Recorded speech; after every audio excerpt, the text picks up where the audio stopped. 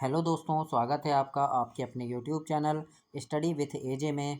इसमें आज की वीडियो में मैं आपके लिए लेकर के आया हूँ आपकी 8 ग्रेड अभ्यास पुस्तिका, जो आपकी सामाजिक विज्ञान विषय की है दोस्तों, और कक्षा 6वीं के बच्चों के लिए आई हुई नई वर्कबुक है। और दोस्तों, आपकी हिंदी, अंग्रेजी, विज्ञान, सामाजिक विज्ञान, संस्कृत, गणित सारी वीडियो चैनल पे करवा दिया है मैंने। तो चैनल को सब्सक्राइब करके उन वीडियोस को देखें, पढ़ें और समझें कि किस प्रकार से सारी चीज़ें मैंने उसमें आपको बताई है। और आज की इस वीडियो में हम देखेंगे दोस्तों अध्याय 3 स्थल रूप एवं जीवन, इसके बारे में जानेंगे और पढ़ेंगे, समझेंगे कि किस प्रकार से मैंने सारी चीज़ें इसमें आपको बताई है।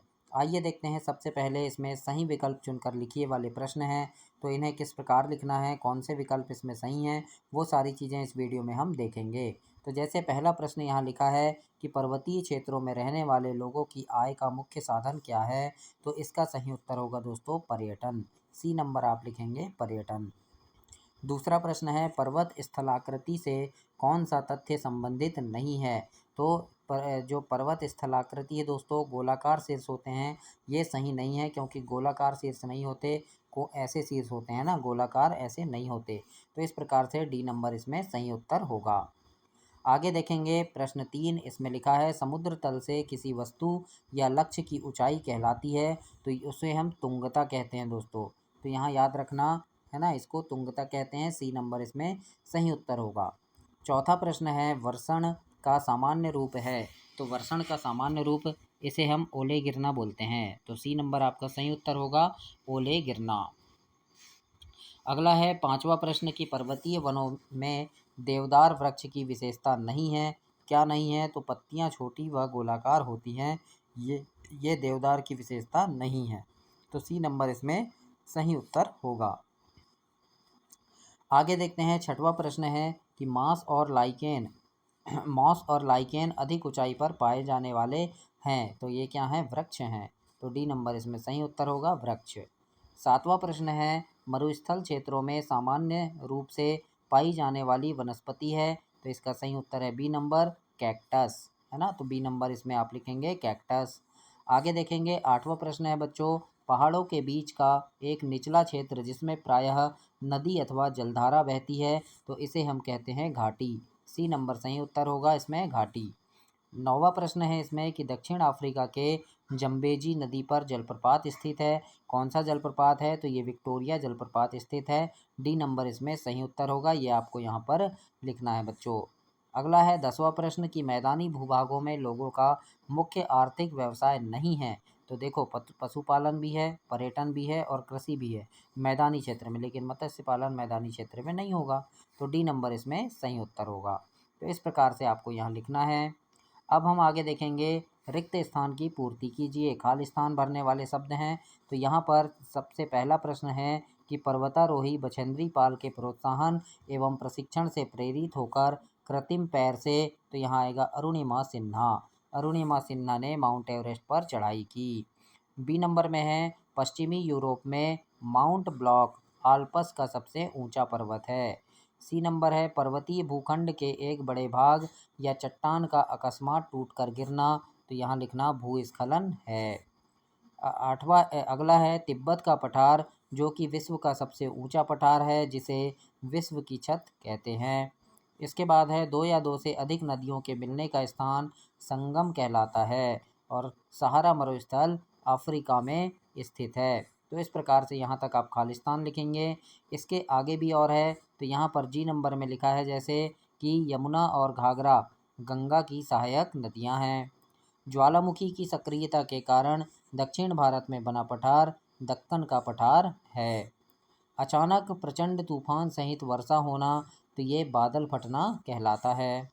पूर्वी अफ्रीका का पठार सोने और हीरे के खनन के लिए प्रसिद्ध है। तो इस प्रकार से आप खालिस्तान को कंप्लीट करेंगे बच्चों, और अपनी वर्कबुक में ऐसे लिखेंगे। अब हम देखते हैं अति लघुत्तरीय प्रश्न है। जैसे पहला प्रश्न यहाँ पूछा है कि गंगा नदी किस पर्वतमाला से निकलती है, तो इसके उत्तर में आप लिखेंगे गंगा नदी हिमालय पर्वतमाला के गंगोत्री ग्लेशियर से निकलती है। तो इस प्रकार से आपको प्रश्न 1 को लिखना है। दूसरा प्रश्न पूछा है आपका विद्यालय किस प्रकार की स्थलाकृति पर है, तो जैसे समतल में है तो आप लिखेंगे हमारा विद्यालय मैदानी स्थल पर है। इस प्रकार से आपको उत्तर में लिखना है। आगे तीसरा प्रश्न है यहाँ, माध्य समुद्र तल से क्या आशय है? तो इसमें लिखेंगे माध्य समुद्र तल समुद्र के जल स्तर का औसत है, जिसका उपयोग ऊंचाई या गहराई को मापने के लिए संदर्भ बिंदु के रूप में किया जाता है। इस प्रकार से प्रश्न 3 में लिखेंगे। चौथा प्रश्न है, पर्वतीय जीवों को आश्रय कहाँ कहाँ मिलता है? तो इसमें लिखना पर्वतीय जीवों को आश्रय पर्वतों की ढलानों, गुफाओं, चट्टानी दरारों, घने जंगलों और उच्च ऊंचाई वाले घास के मैदानों में मिलता है। ये चौथा प्रश्न का उत्तर लिखना है आपको। और दोस्तों चैनल ध्यान से सब्सक्राइब कर लेना। आपकी तिमाही, छमाही, वार्षिक परीक्षा, ओलंपियाड परीक्षा, मेंस का मेरिट परीक्षा, सारी परीक्षाओं के आपको प्रश्न उत्तर, अभ्यास प्रश्न इस चैनल पर मिलेंगे, हमेशा मिलते रहेंगे। तो उन सभी चीज़ों को देखने के लिए चैनल सब्सक्राइब कर लेना, ताकि समय पर आपको ये सारी वीडियो मिले और उन्हें पढ़ करके आप परीक्षा में काफ़ी अच्छे नंबर ला सकें बच्चों। इसलिए सारी चीज़ों को सब्सक्राइब करके रखिएगा। पांचवा प्रश्न है, छोटा नागपुर का पठार क्यों प्रसिद्ध है? तो उत्तर में लिखेंगे छोटा नागपुर का पठार अपने समृद्ध खनिज संसाधनों, विशेष रूप से कोयला लौह अयस्क, बॉक्साइट और मीका के लिए प्रसिद्ध है। इस प्रकार से आपको लिखना है। अगला प्रश्न है छठवा, इसमें पूछा है वर्तमान में सिंचाई वर्षा के अलावा अन्य किन किन साधनों से की जाती है? तो इसमें आप लिखेंगे वर्तमान में सिंचाई वर्षा के अलावा कुओं, नलकूपों, नहरों, तालाबों और ड्रिप सिंचाई, स्प्रिंकलर सिंचाई आदि से आधुनिक विधियों से की जाती है। इस प्रकार से आपको लिखना है। अगला प्रश्न है, क्रिसमस ट्री किस प्रकार के वृक्ष का उदाहरण है? तो इसमें आप लिखेंगे क्रिसमस ट्री शंकुधारी वृक्ष का उदाहरण है। आगे देखते हैं प्रश्न नंबर 8, इसमें पूछा है क्रिकेट खेल खेलने के लिए कौन कौन सी स्थलाकृति अधिक उपयुक्त होगी? तो इसमें आप लिखेंगे क्रिकेट खेल खेलने के लिए समतल स्थलाकृति अधिक उपयुक्त होगी। 9वां प्रश्न है, सीढ़ीनुमा कृषि किस प्रकार के क्षेत्रों में की जाती है? तो इसमें लिखेंगे सीढ़ीनुमा कृषि पहाड़ी या पर्वतीय क्षेत्रों में की जाती है। ये प्रश्न 9वें का उत्तर होगा बच्चों। आगे प्रश्न नंबर 10 है, पर्वतीय परिवेश में पाए जाने वाले प्राणियों के नाम लिखिए। तो इसमें लिखना पर्वतीय परिवेश में पाए जाने वाले प्राणियों के नाम हैं पहाड़ी बकरी, याक, हिम तेंदुआ, कस्तूरी मृग आदि। तो इस प्रकार से आप प्रश्न 10 के उत्तर में लिखेंगे और ऐसे कंप्लीट करेंगे दोस्तों। आगे हम देखते हैं प्रश्न नंबर 11, लघु उत्तरीय प्रश्न है। 11वां प्रश्न इसमें पूछा है अधिकांश तीर्थ स्थल नदियों के किनारे क्यों स्थित है?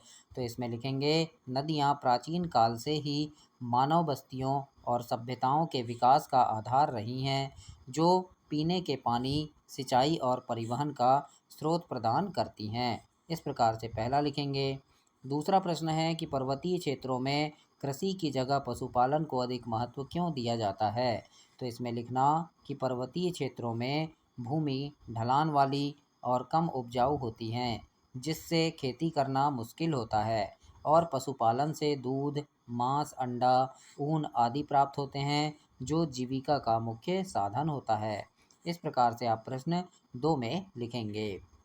आगे देखते हैं तीसरा प्रश्न है, इसमें पूछा है पर्वतीय तथा मैदानी क्षेत्रों के प्रमुख खेलों के नाम लिखिए। तो इसमें लिखना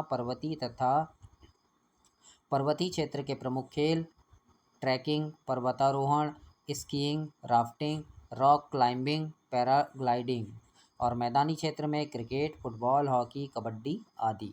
तो इस प्रकार से आप यहाँ पर लिखेंगे बच्चों। अगला है चौथा कि गंगा नदी का मैदानी भाग आर्थिक दृष्टि से क्यों महत्वपूर्ण है? तो इसमें लिखेंगे गंगा नदी का मैदानी भाग अत्यधिक उपजाऊ है, जो गहन कृषि के लिए उपयुक्त है। नदी परिवहन और सिंचाई के लिए महत्वपूर्ण है, जो कृषि और उद्योगों को बढ़ावा देता है। इस प्रकार से आप प्रश्न चौथे में लिखेंगे। अगला प्रश्न है विश्व भर के पारंपरिक समुदाय पर्वतों को पवित्र स्थल मानते हैं, उदाहरण देकर समझाइए। तो इसमें लिखेंगे विश्व भर के पारंपरिक समुदाय पर्वतों को पवित्र स्थल मानते हैं। इसका उदाहरण है कि तिब्बती बौद्ध धर्म में माउंट कैलाश को भगवान शिव का निवास माना जाता है और लोग यहाँ पूजा करते हैं। इस प्रकार से आप प्रश्न 5 में लिखेंगे बच्चों। आगे देखते हैं छठवां प्रश्न है कि अपने आसपास की नदी पर जाकर पता लगाइए कि वहाँ कौन कौन सी सांस्कृतिक गतिविधियाँ की जाती है। तो इसके उत्तर में आप लिखेंगे कि हमारे आसपास की नदियों में पूजा पाठ, त्योहारों का आयोजन, मेले का आयोजन आदि सांस्कृतिक गतिविधियाँ आदि आयोजन किए जाते हैं। इस प्रकार से आप प्रश्न 6 में लिखेंगे। आगे प्रश्न नंबर 7 है और इसमें पूछा है पठारों को खनिजों का भंडार गृह क्यों कहा जाता है। तो इसमें आप लिखेंगे कि पठारों को खनिजों का भंडार गृह इसीलिए कहा जाता है क्योंकि इनमें विभिन्न प्रकार के खनिज जैसे लौह अयस्क, कोयला, मैंगनीज, बॉक्साइट, सोना आदि प्रचुर मात्रा में पाए जाते हैं। 8वां प्रश्न है यदि सभी घरों व खेतों में पंप बोरिंग द्वारा सिंचाई की जाए तो भूमिगत जल स्तर पर क्या प्रभाव पड़ेगा।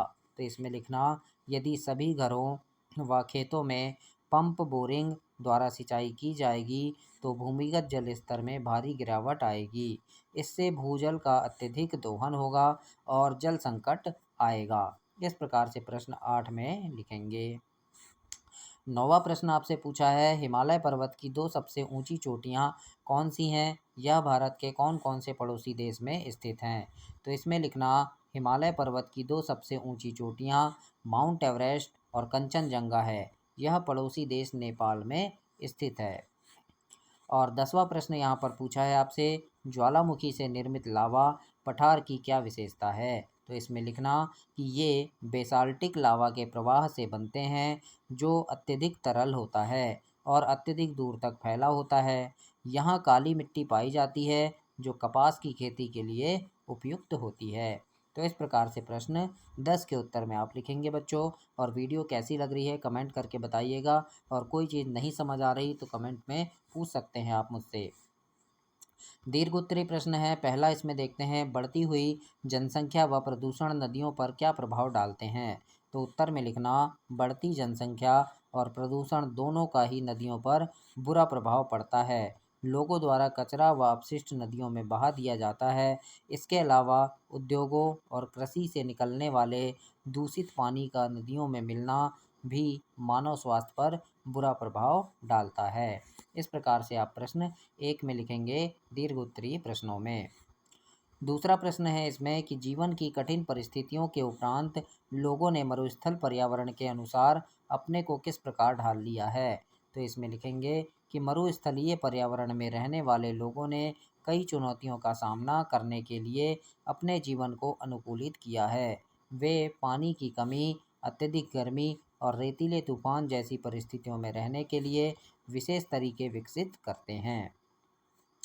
आगे देखेंगे तीसरा प्रश्न है कि पर्वतीय जीवन के कई सकारात्मक पक्ष के बावजूद भी हमें कठिन चुनौतियों का सामना करना पड़ता है।